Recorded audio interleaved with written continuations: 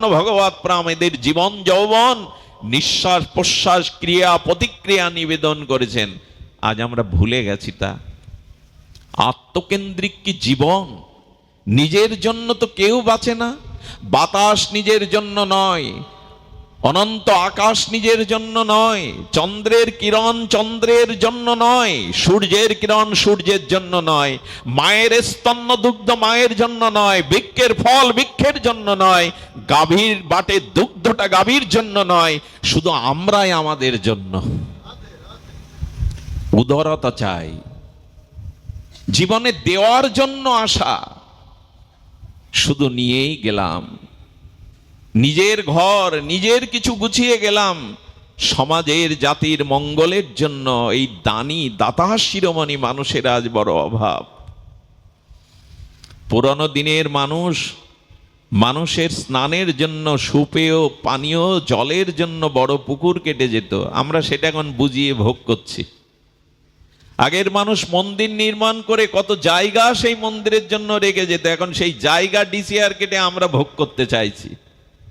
তাদের আর আমাদের পার্থক্য এখানেই। দান চাই, দৈন্যতা চাই, দীনতা চাই, মানুষের উদারতা চাই। ভগবান ও দানীকে বড় ভালোবাসেন। সুধীবৃন্দ, এই প্রেম আমরা শুরু করেছিলাম পঞ্চম পুরুষত্ব প্রেম মহাধন, কিন্তু দুঃখের বিষয় এই মানুষগুলিকে আমরা আবিষ্কার করতে, চিনতে, সম্মান জানাতেও পারি না। থাকতে কি সম্মান পাত্র না হলে, উপযুক্ত না হলে মানুষকে যথাযথ সম্মান দে। ভগবানকেও কি আমরা চিনি? আচ্ছা লক্ষ্য করুন তো, ভগবান শিবের মস্তকে অর্ধচন্দ্র আছে, এই জন্য ওনার নাম চন্দ্রশেখর। সেটি শোভিত হয়, আমরা প্রণাম করি চন্দ্রশেখর। ভগবানের মস্তকের উপরে অর্ধচন্দ্র। আচ্ছা এই অর্ধচন্দ্র কোথায় ছিল? বলো সমুদ্র মন্থনে উঠেছিল। সমুদ্রের মধ্যেই চন্দ্র যখন ছিল, তখন সমুদ্রের ওই চন্দ্রকেও মাছগুলো দেখতো, হাঙর কুমিরগুলো দেখতো। ওরা মনে করতো, মাছগুলো মনে করতো আমাদের মতো কোনো প্রাণী, হয়তো একটু উজ্জ্বল বেশি, ওরা কি আর মূল্যায়ন করে? কিন্তু যখন ভগবান শঙ্করের মাথায় এলো, তখন অর্ধচন্দ্রকে মানুষ প্রণাম করতে লাগলো, শোভিত হলো। ঠিক মানুষের জীবনের শোভা ওই লুকিয়ে থাকা নয়, আত্মকেন্দ্রিক নয়, সংকীর্ণতা নয়, যদি সে উদার হতে পারে, তখনই মানুষের প্রকৃত মর্যাদা, মনুষ্যত্ববোধ, উদারতা, দানশীলতা, শিষ্টাচারিতা, লোকপ্রিয়তা এটি বাড়ে। আমার কি মনে হয় জানেন, জীবনে চলে যাওয়ার আগে এমন দুর্লভ মনুষ্য জন্ম, এমন ভূখণ্ডে জন্ম নিলাম যেখানে রাজা হরিশ্চন্দ্র শিবী জন্মগ্রহণ করেছে, সেখানে একটা কিছু করে যাওয়া উচিত। একবার এক সন্ন্যাসী রাস্তা দিয়ে যাচ্ছেন, সন্ন্যাসী যেতে যেতে এক পতিতালয় দেখলেন। পতিতালয় থেকে পতিতা সদ্দা রানী তার এক দাসীকে বলছে, একজনের লাশ যাচ্ছে শ্মশানে, দেখ তো স্বর্গে গেল কি নরকে গেল। সাধু এই কথা শুনে দাঁড়িয়ে গেছে, বাহ, পতিতালয় থেকে বিচার আসছে যে ওই ব্যক্তি স্বর্গে গেল কি নরকে গেল, উনি বিচার করে দিচ্ছেন, একটু জানা তো দরকার। দাসী ফিরে এসে বলছেন উনি স্বর্গপ্রাপ্তি হয়েছেন, স্বর্গে গেছেন।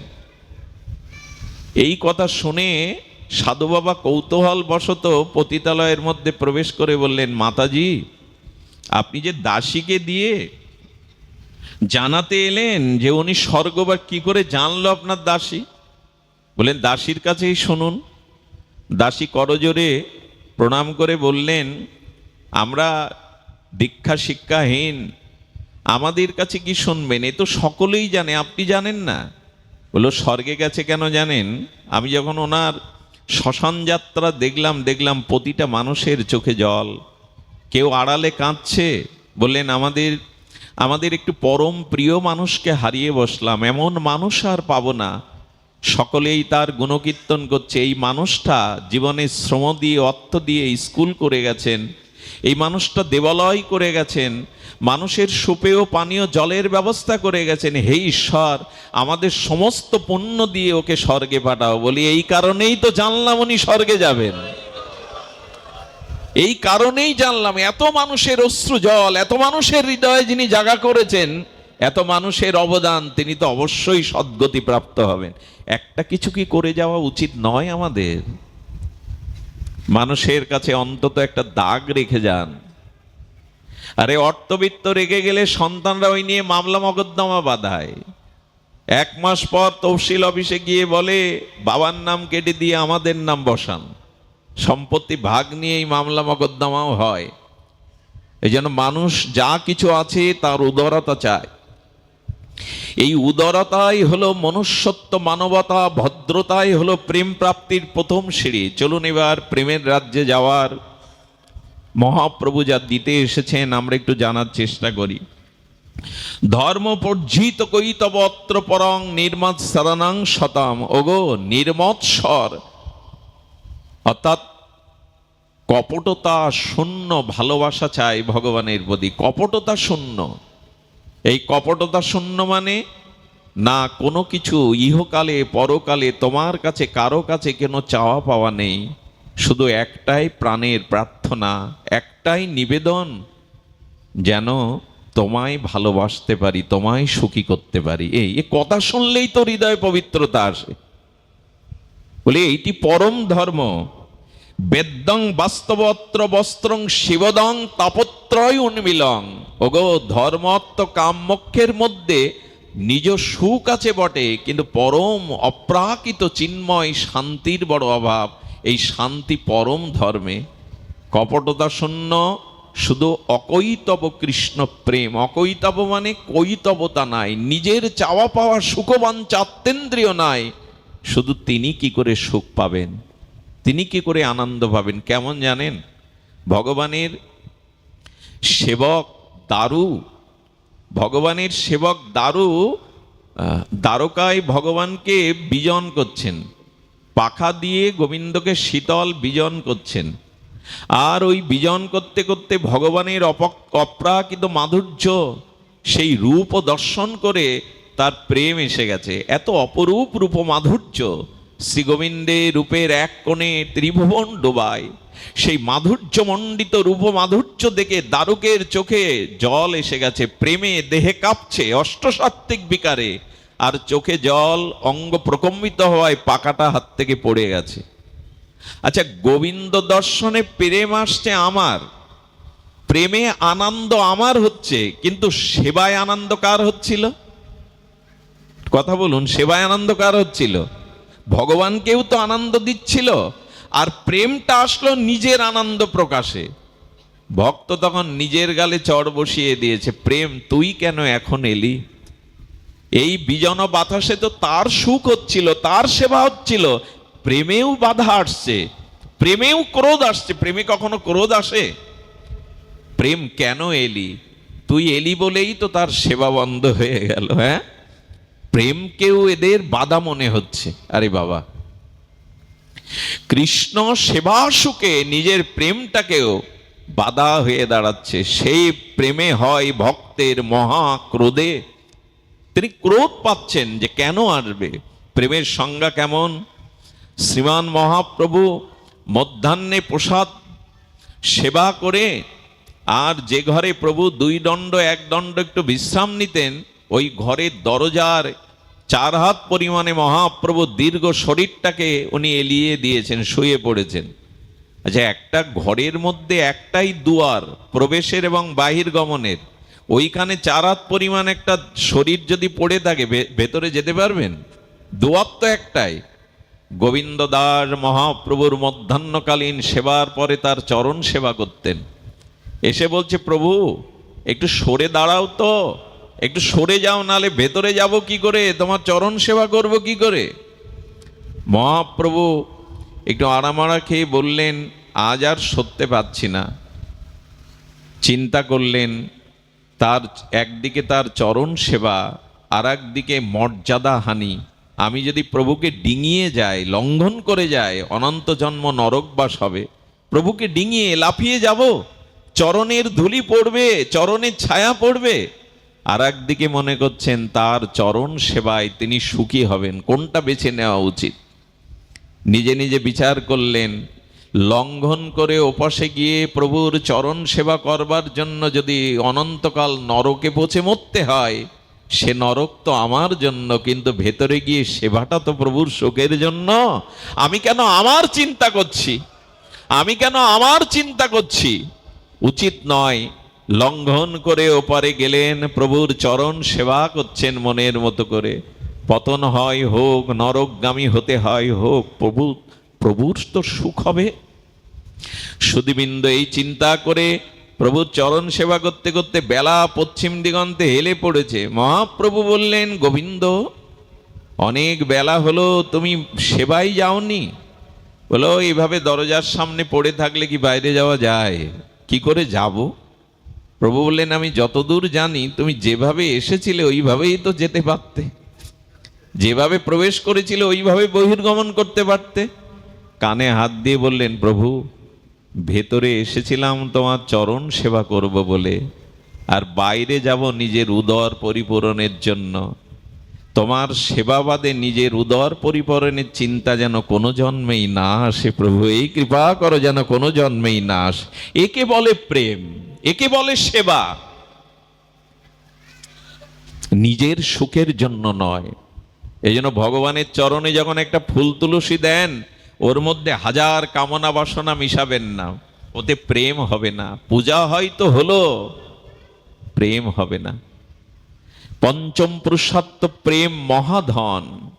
এখানে চাওয়া পাওয়া থাকলে এই প্রেম কোনোদিন হবে না। যদি এই প্রেম বাদে আপনি এগিয়ে যেতে পারেন, তখন ভগবান বললেন যে এই অকৈতব প্রেম, এই প্রেম নির্মদ শরণং শতম। আর এই প্রেম যদি হৃদয়ে আসে, তাপত্রয় উন্মিলং, হৃদয়ে আর তাপ থাকবে না, হৃদয়ে কোনো ব্যথা বেদনা থাকবে না। এই প্রেম পরম আনন্দ স্বরূপ। আচ্ছা, এই প্রেম হবে কি করে? আমরা চলুন এবার প্রেমের রাজ্যে যাই। এই প্রেম হবার খুব সহজ একটি, ভগবান সুখদেব এই পরিমহংস পরিব্রাজক তিনি জানিয়েছেন এই প্রেম প্রাপ্তির উপায়। আপনারাও ধ্যান দিয়ে এই গরমের মধ্যে, তাপ প্রবাহের মধ্যে একটু কষ্ট হলেও শুনুন প্রেম প্রাপ্তির উপায়। কারণ ভগবান বলছেন, আমি তোমার হৃদয়ে অবরুদ্ধ হয়ে যাব, আমি তোমার হৃদয়কে, মলিনতাকে, বাসনাকে মসৃণ করে দেব। তবে সেই প্রেম প্রাপ্তির উপায় কি? গীতা শাস্ত্রে একটি কথা আমরা নেব এই প্রেম পাওয়ার জন্য। গোবিন্দ বলেছেন, মনমনা ভব, মনটা আমায় দাও। প্রেম প্রাপ্তির প্রথম উপায় হলো ভগবৎ চরণে ঐকান্তিক শুদ্ধা ভক্তির উপায় হলো মন সংসারে না দিয়ে মনটাকে রাধারানীকে দিন, বন্ধু সুন্দরকে দিন, হরিপুরুষকে দিন, মনটা তাকে দিন। মনমনা ভব। এইখানে একটা কথা, আমার মাঝে মাঝে কূট বুদ্ধি তো, সরল বুদ্ধি না আমার মাঝে মাঝে মনে হয়, অর্জুনকে যে তুমি মন দিতে বলছো ভগবান, আচ্ছা অর্জুন যদি জিজ্ঞাসা করে, গোবিন্দ মন কি আমার হাতের মোয়া যে তুমি চাইছ তোমায় দিয়ে দেব? এই প্রশ্ন যদি আসে যে ছেলের হাতের মোহা যে তুমি চাইছো কেড়ে দিয়ে দেব? মন তো অশান্ত, অনন্ত জন্মে মন বহিরিন্দ্রিয়ে ঘুরে বেড়ায় ভোগ বাসনায়। আচ্ছা, এইখান থেকে যদি আমাদের রাধেশ্যাম ডাক্তার বলেন যে বাবা বিল্লমঙ্গল, আমি তোমাকে সুন্দরবনের একটা বানর দান করলাম, এ দান কি দান? কোথায় বানর? আর বানর দান করা যায়? জঙ্গলের বানর। অর্জুনও যেন বলছেন, আমার মন ঘুরে বেড়াই সারা পৃথিবীতে বিষয় বাসনা, ওইটা তোমার হাতে দেব কি করে আমি? সুন্দরবনের বানর কাউকে দান করা যায় এখানে বসে? মন তোমাকে কি করে দেব? ভগবান কথা একটু চিন্তায় পড়ে গেছেন। ভগবান একটু ভেবে নিলেন অর্জুনের প্রশ্নের কি উত্তর দিবেন। সত্যিই তো মনের কথা সব সাধুরাই বলে, সব বক্তারাই বলে, সব গ্রন্থকার লিখে গেছে মন ভগবানকে দাও, কিন্তু মন তো আমার কাছে নাই। মন তো অশান্ত, মন তো ওই সুন্দরবনের বানরের মতো, এ ডালে ও ডালে, এ গাছে ও গাছে, শাখা প্রশাখায় চঞ্চল, সে কি করে দেব তোমায় মন? এর উত্তর ভগবান কি দিচ্ছেন শুনুন, বড় মার্মিক উত্তর। কিছুক্ষণ ভেবে অর্জুনকে বলছেন, অর্জুন এবার তোমার কাছে প্রশ্ন করি, তুমি যখন খুব শিশু ছিলে তখনও তোমার মন ছিল, এই মনটা কোথায় দিয়েছিলে জানো? হ্যাঁ সেটা বলতে পারি, খেলনার মধ্যে। আমরা যখন শিশু ছিলাম তখন দেখি নানান খেলনার মধ্যেই আমাদের মনটা নিবিষ্ট হতো। গাড়ি চাই, তাই না? ছোট ছোট পুতুল চাই, ওদের সাজাবো, ওদের বিবাহ দেব, ওদের ঘর বাঁধবো। মনটা ছেলেবেলায় প্রভু ওই খেলনার মধ্যে দিয়েছিলাম। এই যে মা ভুলিয়ে রাখবে বলে খেলনা সামনে দিত, আর আমরাও খেলনার মধ্যে মনটা দিয়ে দিতাম। বলে একটু যখন বড় হলে প্রাথমিক বিদ্যালয়ে গেলে তখন মনটা কাকে দিয়েছিলে? বলে ওই খেলার সাথীদের। ওইখানে গেলে যেটা স্কুলের সহপাঠী সাথী ছিল বাচ্চা কাচ্চা, ওই ওদের সাথে শৈশবে মনটা ওদের দিয়েছিলাম। পিতামাতাকেও কিছুটা দিয়েছিলাম। একেবারে শিশু থাকতে তো মনটা মাকে দিতে হয়। বলে যখন আরেকটু বড় হলে মাধ্যমিক স্তরে চলে গেলে তখন বললেন বিদ্যার মধ্যে অনেকটা মন দিয়ে দিয়েছিলাম। এরপর যখন বিদ্যা সমাপ্ত করলাম তখন চাকরিতে, ব্যবসাতে, অর্থাৎ অর্থ রোজগারের জন্য মনটা অর্থের মধ্যে গেল। বলে তারপর যখন বিবাহ করলে, বলে বিবাহ যখন করলাম তখন প্রেয়সী প্রণয়িনী সুন্দরী স্ত্রীর প্রতি মনটা গেল। বলে এরপরে বলে যখন সন্তানাদি হলো তখন স্ত্রীর থেকে আবার কিছুটা মন সন্তানাদিতে গেল। এইভাবে কতজনকে কত প্রকারে মন দিয়েছো, ওইভাবে মনটা আমায় দাও না, আমাকে দিতে তোমার বাধা কোথায়, ওইভাবে দাও না। অর্জুন তখন নীরব। সত্যিই তো, এই একটাই মন শিশুকাল থেকে কতজনকে দিয়ে এসছি বলুন তো। গোবিন্দ বললেন আমি কি অধিকারী নয় ওদের মধ্যে একজন? ভুলটা তো এখানেই হয়ে গেল, মন সবাইকে দিলাম, যাকে দেওয়ার তাকে দিলাম না। এইখানেই হয়েছে আমাদের অভিশাপ। দেখুন ব্রহ্মা বলেছেন, ব্রহ্মা তার স্তুতিতে গোবিন্দকে বলছেন তাবৎ গ্রহধাস্তে না কারা গৃহম গৃহম তাবৎ মোহনী গড় যাবৎ কৃষ্ণ নতে জনা। ব্রহ্মা বলছেন কৃষ্ণ, যাদের মন তোমাতে অর্পিত নয় তাদের অভিশাপ তিনটি।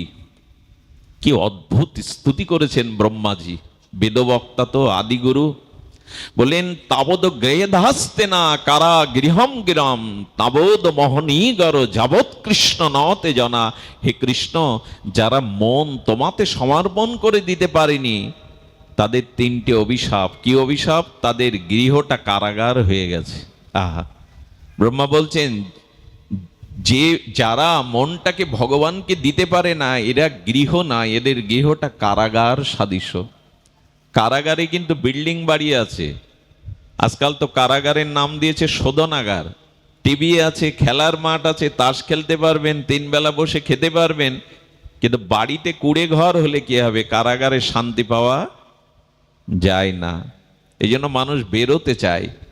এই জন্য যারা মন তোমাতে অর্পিত না করে তোমার সেবা, তোমার সুখবিধান করেনি, মন কামনা বাসনায় সংসারে দেহাতে দিয়ে রেখেছে, এদের ঘরটা কারাগার। দিয়ে দেখুন আজ আমাদের ঘরগুলো সব কারাগার হয়ে গেছে। সব আসবাবপত্র আছে, সব সুখের ব্যবস্থা আছে, শান্তি নেই, কারাগার। আর কি? যাবৎ কৃষ্ণ নতে জানা, যতদিন মন তোমাতে অর্পণ না করছে ততদিন তাদের হাতে পায়ে মনে মায়ার শৃঙ্খল, মায়ার বেড়িতে তারা বন্ধ। এই দেখুন শাস্ত্র বলছেন যে মায়ার বেড়িতে আমরা বাধা, যেতে পারি না আমরা সাধু সঙ্গে, ভগবত কথা প্রসঙ্গে, ভগবানের ধামে যেতে পারি না, হাত পা মোহশৃঙ্খলে আবদ্ধ।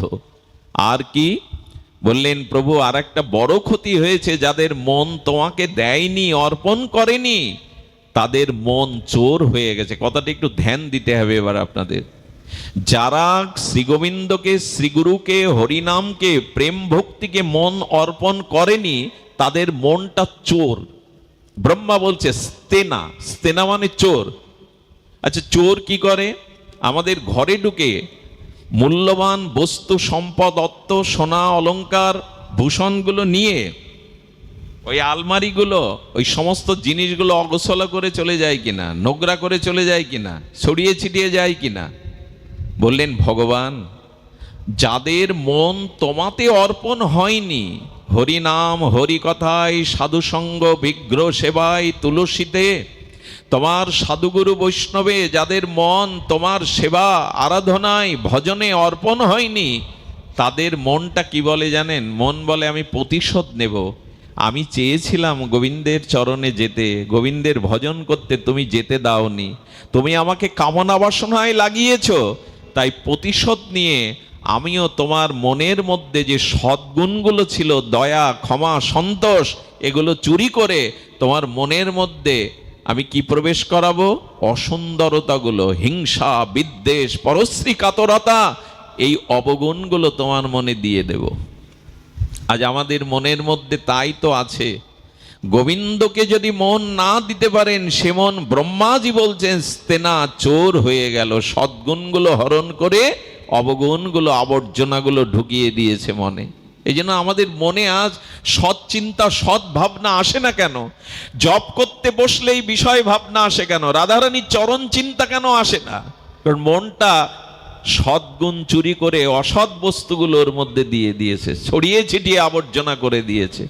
তাই বড় প্রয়োজন মনটা ভগবানের দেওয়া। দেওয়ার উপায় কি? বললাম তো দিতে হবে, দেওয়ার উপায় আছে, শুনুন। আহা, দেবার উপায় একটাই। মহাপ্রভু বলেছেন নিখিল শাস্ত্রের সার, সর্ব বেদান্ত সার মহাভাগবত। আর ভাগবতের সার হলো শ্রবণাঙ্গ ভক্তি। যদি হরি কথা সাধুমুখে শ্রবণ করতে পারেন, এই হরি কথা কর্ণ দিয়ে হৃদয়ে যাবে, আর হৃদয়ের অনুরাগ ছুটিয়ে দেবে গোবিন্দের চরণে, যাবেই যাবে। এটি শ্রবণাঙ্গ ভক্তির মহিমা। দেখুন বলছেন এটি পরম ধর্ম, হরিকথা শ্রবণ। যদি সাধুমুখে হরি, এটা দুর্লভ। এই যে সাধু সঙ্গে হরিকথা শ্রবণ, এটি দুর্লভ। কেমন দুর্লভ জানেন? তুলসীদাস বলেছেন সুন্দরী রমণী, অর্থবিত্ত, সোনাদানা, বাড়ি গাড়িয়ে চোরের বাড়িতেও থাকে, দস্যুর বাড়িতেও থাকে, তবে দুর্লভ কি জগতে? বলল সাধু সমাগম আর সাধুমুখে হরিকথা, এটাই দুর্লভ। এই জগতে সাধু সমাগম এবং সাধুমুখে হরিকথা, এটাই দুর্লভ। প্রেম ভক্তির প্রাপ্তির শ্রবণাঙ্গ ভক্তি হলো আদ্য শ্রেষ্ঠ উপায়। শ্রবণ, হরিকথা শ্রবণ সাধুমুখে যদি এটি হয়, তবে মনের গতি ছুটবে, মনের ভিতরে দুর্বাসনাগুলো ছুটবে। কেমন জানেন? আচ্ছা, জলের ধর্ম তো নিম্নগামী। জলটা যেতে যেতে ড্রেনের মধ্যে, এই যেমন শুষ্ক মৌসুমে ড্রেনের মধ্যে একটা ভাঙা গর্তের মধ্যে জল আটকে গেল, ওই জলটা 2 মাস গর্তের মধ্যে থাকলে কি হবে? ধূলিকণাগুলো গিয়ে, আবর্জনাগুলো গিয়ে ওই জলটা দূষিত হয়ে যাবে, যাবে কিনা? যে জলটা গড়িয়ে যেতে পারলো না নদী পর্যন্ত, খাল পর্যন্ত, ওই ড্রেনের আবর্তের মধ্যে আটকানো ধুলাবালি পড়া জলটা দূষিত হবে কিনা? আচ্ছা, জলের দুটো ধর্ম, স্নান আর পান, আসমন, এগুলো থাকলো ওর মধ্যে। ড্রেনের পচা দূষিত পোকামাকড় হওয়া জলে স্নান করা যাবে? পান করা যাবে? আসমন করা যাবে? 3টে ধর্মই চলে গেল। গুরু মহারাজ বলছেন একটাও ধর্ম যায়নি, জলে যা ধর্ম ওই 3টে ওর মধ্যে আছে। বলে কি করে? বলে আকাশে মেঘ করলো, ঘন ঘটা শ্রাবণ মেঘের বরিশনে বৃষ্টি নামলো, আর ওই বৃষ্টির স্রোতধারা ওই ড্রেনের মধ্যে গিয়ে পড়লো। বৃষ্টির ওই জল স্রোতধারা ড্রেনের যে দূষিত জল আবদ্ধ হয়েছিল, এই স্রোত গিয়ে তাকে টেনে তুললো, টেনে তুলে ছুটিয়ে চললো খাল, বিল, নালা দিয়ে, নদ নদী দিয়ে গঙ্গায় বা সাগরে। বলুন তো, ওই ড্রেনের জল বৃষ্টির জলের স্রোতে ড্রেন থেকে তুলে যখন ভাসিয়ে নিয়ে নদীতে ফেললো, নদী অপ্রবাহিত গতিতে সাগরে গিয়ে, গঙ্গায় গিয়ে যখন মিশলো, তখন ওই জল আবার স্নান, পান, আসমনের উপযোগী হলো কিনা? হলো কিনা? গঙ্গায় গিয়ে পড়লে। ঠিক তেমনি আমার মনের মধ্যে অনন্ত জন্মের ভোগবাসনা, দেহবাসনা, পাপ অপরাধের যে মনটা দূষিত হয়ে গেছে, যদি কোনোদিন ভাগবত রূপ মেঘ ওঠে, সেই ভাগবত মেঘ হতে কোনো শুদ্ধ ভগবানের নিষ্কিঞ্চন ভক্তের মুখে হরিকথার বৃষ্টি হয়, ওই হরিকথার বৃষ্টি কর্ণ দিয়ে আমার হৃদয়ে প্রবেশ করে, আমার হৃদয়ের কামনা, বাসনা, দুর্বাসনাগুলো ভাসিয়ে নিয়ে গোবিন্দ চরণে গিয়ে মিশিয়ে দেবে। এই হলো শ্রবণাঙ্গ ভক্তির মহিমা, শ্রবণ। এই জন্য নববিধা ভক্তির মধ্যে এই শ্রবণাঙ্গ ভক্তি। তবে সেই শ্রবণ কি? কিছু মনে করবেন না, আসবার পথে মহৎ দর্শন করে এলাম, হরিপুরুষের অত্যন্ত প্রিয় আচার্যের, আমাদের শ্রীমৎ প্রাতঃস্মরণীয় কান্তি বন্ধু ব্রহ্মচারীর সাক্ষাৎ চরণ ধুলি নিয়ে এলাম। ওনাকে একটা গামছা পরে আছেন, কত ধন্য এনাদের। সেই ওনাকে দেখে, ওনার সান্নিধ্যে গিয়ে একটা জিনিস অনুভব হলো, এদের তো জীবন, এরাও তো পারত চাকরি বাকরি করে বউ ছেলে মেয়ে নিয়ে অট্টালিকায় সুখ শান্তি করতে, জীবনটা বিলিয়ে দিয়েছে। মহাত্মারা বিলিয়ে দিয়েছে, ভক্তরা বিলিয়ে দিয়েছে। এ জাতীয় নিষ্কিঞ্চন সাধু উনি হঠাৎ করে একটা কথা বলছিলেন আজকাল ভাগবতটাও কেমন প্রফেশনাল হতে বসেছে। প্রেম নেই, ত্যাগ নেই, বৈরাগ্য নেই, ভজন নেই, শুধু মুখস্থ শক্তির দ্বারা বাজি বাজনা দিয়ে আমরা ভাগবত করে চলেছি। এই জন্য বললেন, সকলের মুখে হরিকথা, আমার মতো নর্দমার কীটের বিষয়ের মুখে হরিকথা আপনাদের এই মঙ্গল করবে না। যদি ওনার মতো পরম প্রেমিক, নিষ্কিঞ্চন, ত্যাগী, আদর্শ চরিত্রবান সাধুর মুখে হরিকথার ভাগ্য পান, সেদিনই মনের গতি গোবিন্দ চরণে ছুটবে। এই জন্য বললেন, শুদ্ধ ভক্ত মুখে হরিকথা, শুদ্ধ বৈষ্ণবের মুখে হরিকথা। ভাগবত প্রফেশনাল কোনো বিষয় নয়, মুখস্থ শক্তির দ্বারা মানুষকে মোহিত করার জন্য ভাগবত নয়। হৃদয়ে প্রেম থাকতে হবে, হৃদয়ে সরসতা থাকতে হবে, ভাগবত ভজনশীল হতে হবে, তবেই না ভাগবত। এই জন্য সাধু মুখে হরি কথা, গুরু মহারাজ বলতেন সাধু মুখে হরি কথা। আর কি শ্রবণ করতে হবে? শ্রবণের মধ্যে শ্রেষ্ঠ হলো ভাগবত শ্রবণ। আর ভাগবত অনুগামী গোস্বামী গ্রন্থ, প্রেম ভক্তি চন্দ্রিকা, এইগুলি শ্রবণ কীর্তন। আজকাল ভাগবত বলতেই আমরা যাবদী রাজ্যের গল্প জুড়ে দেই, যাবদী রাজ্যের বিষয় জুড়ে দেই। ভাগবত নির্ভেজাল ভাগবত হলো শ্রী ভগবানের নাম রূপ লীলা চরিত্র গাথা। শ্রী ভগবানের অসমাদ্য নাম রূপ লীলা মহিমা, এগুলিই হরিকথা। নিজের মনোকল্পিত, নিজের বুদ্ধিমত্তা দিয়ে বানানো কোনো কথা ভাগবত কথা নয়। ভাগবত কথা হলো নির্ভেজাল ভগবানেরই কথা, তার নাম রূপ লীলা কথা। এগুলি গোস্বামীরা মহাপ্রভুর প্রতিটি বাক্যকে, আদেশকে অক্ষরে অক্ষরে পালন করেছেন। এই জন্য শুদ্ধ ভাগবত মুখে যদি হরিকথা, আচ্ছা অনেকেই বলেন আমরা হরিকথা ঠিক আমাদের প্রজ্ঞাতে মেধাতে নিতে পারি না। শ্রবণাঙ্গ ভক্তি এমন প্রেম দাতা, আপনি শ্রবণ করুন, বোঝা লাগবে না। আচ্ছা ডাক্তার যে ঔষধটা, মেডিসিনটা দেয় আপনাদের, ওই মেডিসিন কি কি উপাদান দিয়ে তৈরি এটা জানা খুব প্রয়োজন আপনার। ডাক্তার জেনে দিয়েছেন, ওটা সেবা করুন, ভেতরে গিয়ে ঔষধের কাজ করবে। বুঝে বা না বুঝে কেহ, শুনিতে শুনিতে সেহ, কি অদ্ভুত চৈতন্য চরিত, কৃষ্ণে উপজয় প্রীতি, বুঝিবে সে রসের রীতি, শুনিলেই হয় বড় হিত। ঔষধ ডাক্তার দিয়েছে নির্ণয় করে, ওটা সেবন করো, ভেতরে গিয়ে ঔষধের কাজ ঔষধ করবে। তেমন হরিকথা বোঝো আর না বোঝো, সাধুমুখে হরিকথা কর্ণ দিয়ে হৃদয়ে দাও, ওর কাজও করবে, ভবরোগ সারিয়ে দেবে, ওর কাজও করবেই। আচ্ছা কোন ডাক্তার যখন খেতে বসে অন্ন ব্যঞ্জন রুটি সবজি, তখন ওর গুণাগুণ বিচার করে কি মুখে দেয়? খিদে লেগেছে, উপাদেয় অন্নর সবজি আছে, খায়। আচ্ছা ওটা খেতে হবে, পাকস্থলিতে যাবে, হজম ক্রিয়া দ্বারা রস হবে, টক্সিনগুলো মলমূত্র বা হেয় পদার্থগুলো বেরিয়ে যাবে, রস থেকে রক্ত হবে, রক্ত থেকে মেদ হবে, মেদ থেকে মাংস হবে, অস্থি হবে, হাড় হবে, মজ্জা হবে, শুক্র হবে। এইসব ভেবে কেউ খায়? ডাক্তাররাও খায় কি? বলে ক্ষুধা লেগেছে, উপাদেয় বস্তু খাও, ভেতরে গিয়ে ওর কাজও করে নেবে, অত ভাবনা তোমার প্রয়োজন নাই। তেমন হরিকথা কর্ণ দিয়ে সেবন করো, ভেতরে গিয়ে ওর কাজও করে নেবে, ওর পুষ্টিতা ও দিয়ে দেবে। বোঝার দরকার নেই, শুধু শ্রবণ করো, কর্ণে হরিকথা শ্রবণ করো। এটি শ্রবণের মাধ্যমেই আর আমাদের কৃষ্ণচরণে প্রেম ভক্তি ছুটবে। এই জন্য শ্রবণাঙ্গ ভক্তি, শ্রোতব্য কীর্তিতব্য স্মাতব্য ইচ্ছত অভয়ম। ভাগবতে বলেছেন সর্বাত্মা। সুখদেব মুনি প্রশ্ন করা হয়েছিল তার কাছে, দেখুন জীবের অত্যান্তিক শ্রেয় মঙ্গল কি করে হবে?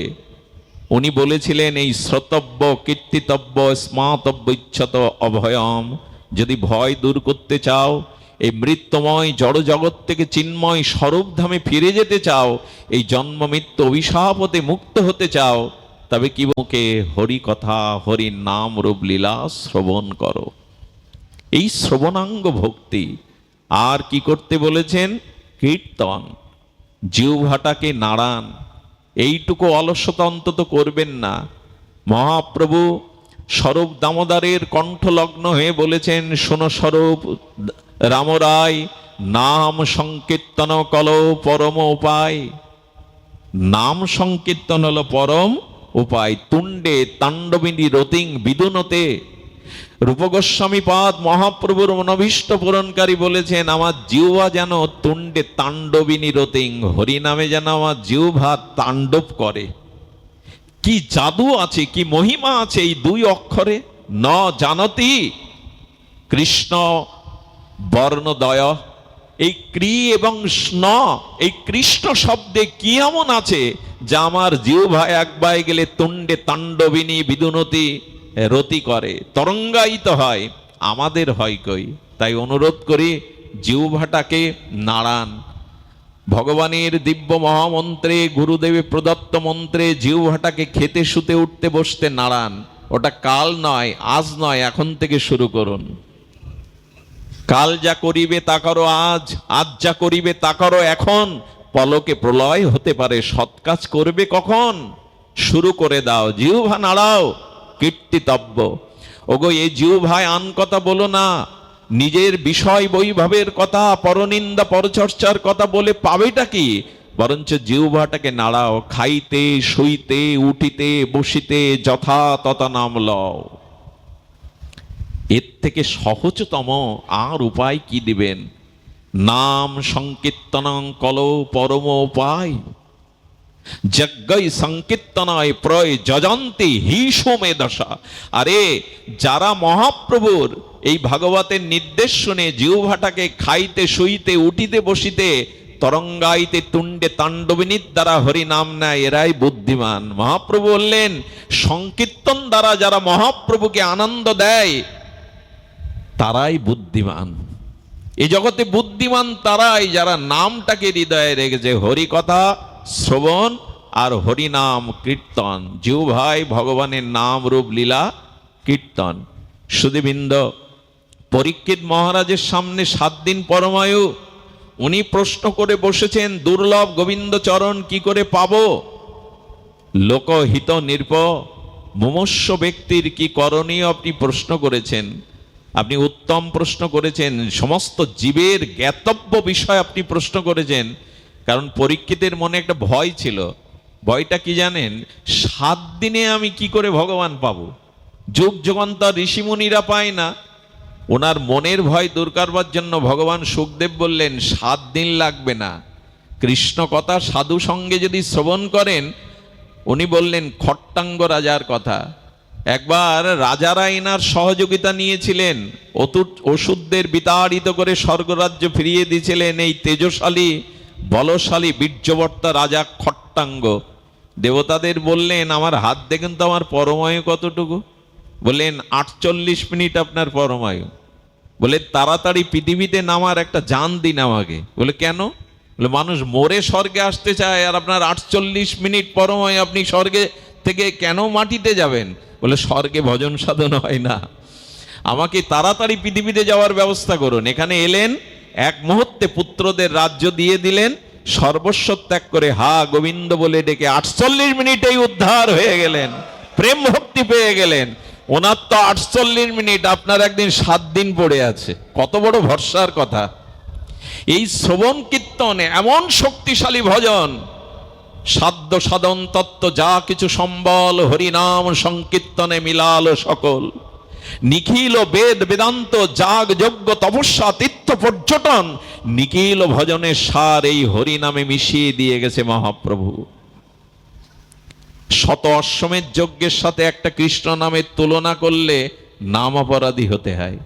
চিন্তা করতে পারেন, পাহাড় সমান সুমেরূপ সমান স্বর্ণ দান করলেও এক কৃষ্ণ নামের সমান হবে না।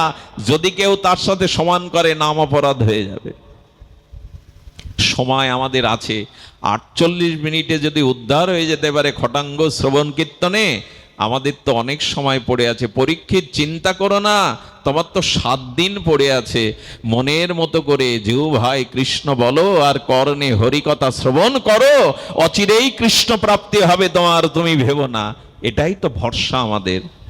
আরেকটি হলো স্মতব্য, এটি আমি বিশ্রাম করছি, বিশ্রাম কথা স্মরণ করো, ভগবানকে তার লীলাকে স্মরণ করো, মনে কখনো শূন্য থাকতে দিও না। গৌর গোবিন্দ বই যেন মন শূন্যতা না থাকে। বন্ধু সুন্দরের হরিপুরুষের বাণী বললেন, শূন্য রেখো না মনকে, মনের মধ্যে ভগবানের কোনো লীলাকে চিন্তা করতে থাকো। আরেকটা জিনিস বলি আপনাদের, আপনি যা ভাববেন তাই হয়ে যাবেন। যে যা ভাবে সে তাই হয়। তবে হৃদয়ে মনটাকে কেন শূন্য রেখেছেন? ভগবানের লীলা ভাবুন। এই লীলা যদি ভাববেন, ভাবতে ভাবতেই সে তাই হয়ে যায়। আমাদের বাকি বিহারীকে প্রকট করেছিলেন নিধুবনে স্বামী হরিদাসজি। ইনি এই বাকি বিহারীর কথা শুনেছেন বৃন্দাবনে, এই বিহারীজিকে প্রকট করেছিলেন নিধুবনে। উনি প্রতিদিন বিহারীকে অর্চন করে বিকালবেলা যমুনার তীরে ব্রজধূলির ওপরে বসে 2 ঘন্টা লীলা চিন্তা করতেন। এই হৃদয়ের স্মরণটা খুব শক্তিশালী ভজন। মানুষ মনে মনে যা ভাবনা করে, চিন্তা করে, খুব বলিষ্ঠ হয়ে তার সংস্কারে ওটা স্বভাবে রূপ নেয়, আর তাই হয়ে যায়। শুয়োপোকা যেমন প্রজাপতি হয়ে যায়, আপনি যা ভাববেন সেই ভাবনায় আপনার পরবর্তীর জন্ম স্থিতির স্বরূপের কারণ হয়ে যাবে। এই জন্য ভগবানের লীলাকে ভাবুন। উনি বসে বসে নীল যমুনার তটে, কালিন্দীর তটে সেই ধ্যানস্থ হয়ে ভগবানের লীলা, এক একটি নব রসায়ন আনন্দময় লীলা আস্বাদন করতেন, স্মরণ করতেন। সেদিন কি স্মরণ করছেন জানেন? সেদিন ব্রজেন্দ্র নন্দন ব্রজনাথ, শ্রীদাম সুদাম মধুমঙ্গল তনসকা মনসকা একদিকে গোবিন্দের সখারা, আর একদিকে প্রেমময়ী লাদিনী অধীশ্বরী ব্রজনিকুঞ্জেশ্বরী রাসেশ্বরী রাধারানী সহ 8 সখী, এই 2 দলে ভাগ হয়ে আজ হোলি খেলা হবে। সেই পিচকারির রং দিয়ে যে যাকে যত বেশি ভেজাতে পারবে, যার সমস্ত দেহকে, অঙ্গকে, বস্ত্রকে পরিপূরণ করে ভিজিয়ে দিতে পারবে পরিপূর্ণ, সেই জিতে যাবে। খেলা শুরু হলো। রাধারানী তার পিচকারিতে ললিতা বিশাখা রং তুলে দিচ্ছে, গোবিন্দের শ্রীঅঙ্গে অনুরাগে রং রাঙিয়ে দিচ্ছে ঠাকুরানী।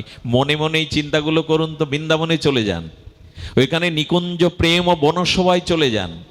ওখানে রাধারানী কিশোরী মণিকে দেখুন, তার উজ্জ্বল স্বর্ণ লাভা সেই প্রেমময়ী মূর্তিকে, প্রেম দিয়ে যিনি গড়া, শ্যাম সুন্দর মদন মোহন ত্রিভঙ্গ মোরারি অরিন্দম সুন্দর পীতবরণ বৈজয়ন্তী মালা ময়ূর পিচ্ছ গোবিন্দ, এইগুলো ভাবুন। হৃদয়ে আর কত কি দেব কামনা বাসনা, এই রূপের চিন্তা করুন, এই ভাবনা করুন। ভাবিতে ভাবিতেই আমাদের ওই ভাবনায় ওই গতি, ওই প্রকৃতি আমাদের মধ্যে এসে যাবে। তো গোবিন্দ সকাদের দেওয়া রং দিয়ে আর রাধারানী রঙে দিচ্ছেন, আর এই লীলা মনে মনে রচনা করে মনে মনে এই লীলা চিন্তা করছেন আমাদের স্বামী হরিদাস যমুনার তটে বসে, কালিন্দীর তটে বসে।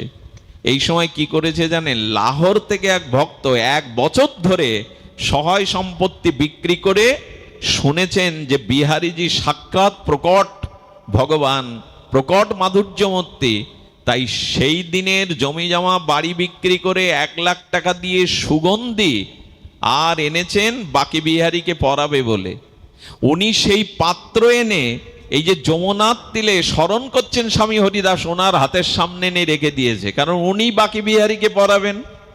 যেই ওইটা রেখেছেন, উনি একটু দেখলেন একটা পাত্র এখানে কে রাখলো, আর মনে মনে লীলাতে রাধারানীর অঙ্গে রঙিন পিচকারি দিয়ে গোবিন্দ ভিজিয়ে দিয়েছে। গোবিন্দ বললেন রাই তুমি ভিজে গেছো। রাধারানী সখীকে বলছে তাড়াতাড়ি আমার এই পিচকারিতে রং দিয়ে দে, আমি শ্যামকে ভিজিয়ে আমি জিততে চাই। ললিতা বলছে আমাদের পাত্রে আর রং নাই।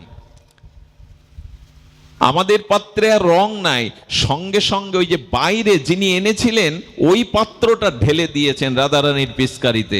রাধারানী ওটাই দিয়ে শ্যামের অঙ্গে দিয়ে ভিজিয়ে দিয়েছেন, সমস্ত অঙ্গ ভিজে গেলে শোকেরা হাততালি দিয়ে বলছে আমাদের রায় জিতেছে, আমাদের রাধারানী জিতেছে, আমাদের শ্যাম সুন্দর হেরে গেছে। যেই হাততালি দিয়ে আনন্দ প্রকাশ করেছে সেই বাবার লীলা বিশ্রাম, রাধারানী জিতে গেছে, এই তো ভক্তের আনন্দ। সঙ্গে সঙ্গে যিনি এনেছিলেন এই 1 বছর সাধনার দ্বারা তিনি বললেন বাহ বাহ বাহ বাহ, আমি আনলাম কোথায়, বাকি বিহারীর অঙ্গে দেবেন আর বালুতে ফেলে দিলেন। সঙ্গে সঙ্গে তাকে দেখে বললেন কেঁদো না, ফিরে যেও না, আমার সাথে চলো। মন্দিরে গিয়ে বলছে এবার ভেতরে গিয়ে দেখো তো তোমার রংটা, তোমার সুগন্ধিটা কোথায়। গিয়ে কি দেখলো জানেন? গিয়ে দেখলো প্রিয়া প্রীতমের অঙ্গ দিয়ে বিন্দু বিন্দু ওনার সেই প্রসাদী সুগন্ধিটা গড়িয়ে গড়িয়ে পড়ছে। সারা মন্দিরের মধ্যে সেই দিব্য চিন্ময় গন্ধ ভরে গেছে। উনি স্বামীর চরণে পড়লেন, বাবা বালিতে ঢাললেন আর ওটা গিয়ে পড়লো শ্যামসেমনের শ্রী অঙ্গে। এই হলো আমাদের স্মরণ। এই জন্য কীর্তন শ্রবণ আর ভগবানের নাম রূপ লীলা হৃদয়ে স্মরণ, এটাতেই মৃত্যু ভয় যাবে, এটাতেই প্রেম প্রাপ্তি হবে, এটাতেই জীবনের পরিপূর্ণতা আসবে। আমরা চন্দ্রকান্ত নাথ মহাশয় এই বিদগ্ধ দাতা শিরোমণির এই সমাজ সেবকের বহুবিধ প্রতিষ্ঠান যিনি সংকল্পপূর্বক এগুলি এই ফরিদপুরকে ঐতিহ্য ইতিহাসের সাক্ষী হয়ে আছেন, মানব সেবার দেবদূত হয়ে উনি এসেছিলেন।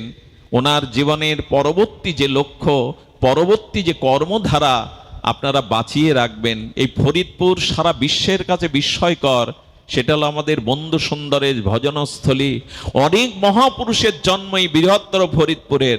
গর্ব করার মতো আমাদের বাংলাদেশে যে কটি স্থান আছে, শ্রীহট্ট ফরিদপুর তাদের মধ্যে অন্যতম। এই মাটিতে যারা জন্মেছেন, এই আলো বাতাসে যারা বেড়ে উঠেছেন, তারা কম ভাগ্যবান নন। এই পুত পবিত্র স্থানে এই সব মহামানবদের স্মরণ মনন, তাদের আদর্শকে ধরে রাখা, এটা আমাদের একান্ত কর্তব্য। আমরা ওনার গোবিন্দের রাধারানীর বন্ধু সুন্দরের চরণ প্রান্তে ওনার জন্য প্রার্থনা করি, উনি যেন দিব্য ধামবাসী হয়ে পরমানন্দ প্রাপ্ত হন। আপনাদের সবাইকে প্রণাম জানিয়ে সবার প্রতি শ্রী ভগবানের কৃপা বর্ষিত হোক এই প্রার্থনা করে আজকের মতো হরিকথার এখানেই বিশ্রাম। সুধীবৃন্দ, আমার সঙ্গে ধনঞ্জয় কৃষ্ণ দাস এই ভক্তপ্রবার রাধাকুণ্ডের মূল্যবান দুষ্প্রাপ্য কিছু গ্রন্থ এনেছেন। আপনারা ওর কাছ থেকে অবশ্যই গ্রন্থ সংগ্রহ করবেন বা ব্রতে